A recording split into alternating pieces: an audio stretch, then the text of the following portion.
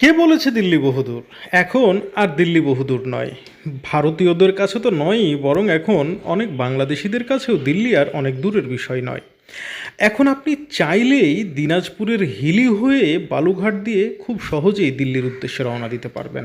হ্যাঁ ভাই, অনেক বাংলাদেশি বন্ধুরাই আছে যারা ভারতে যায় এবং ভারত থেকে তাদের গন্তব্য হচ্ছে দিল্লি বা তার আশেপাশের রাজ্যগুলো। এর জন্য তাদের প্রত্যেকের প্রথম এবং প্রধান গন্তব্যই ছিল কলকাতা, এবং কলকাতা থেকে তারপরে তারা দিল্লির ট্রেনে উঠত।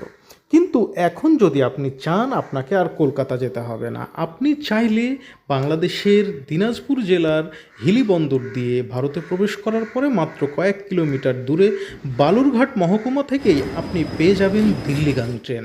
আর এই ট্রেনটি চালু হয়েছে অতি সম্প্রতি, এবং এই নির্বাচনকালীন সময়ে ভারতীয় রেল মন্ত্রক পশ্চিমবাংলার জনগণকে এই চমকটা দিয়েছে। এবং বালুরঘাটের বিধায়ক এই বিষয়ে কিন্তু প্রতিজ্ঞাবদ্ধ ছিল বালুরঘাটের জনগণের কাছে, এবং তিনি জানিয়েছেন যে তার যেটা প্রতিশ্রুতি ছিল যে এই মহকুমাবাসীকে রাজধানীর সাথে সরাসরি যোগাযোগ করিয়ে দেবে বা তার ব্যবস্থা করে দেবে, তো তিনি তার কথা রেখেছেন। এই পরিষেবাটি সপ্তাহে 7 দিন দেওয়ার জন্য মোট 2টি ট্রেন চলাচল করবে। 134, 313, 134, 314 ভাটিন্ডা ফারাক্কা এক্সপ্রেস, এটা চলবে সপ্তাহে 3 দিন, এবং 134, 383, 134, 384 এইটি চলবে সপ্তাহে 4 দিন। এভাবেই মিলবে সপ্তাহে মোট 7 দিন এই পরিষেবা।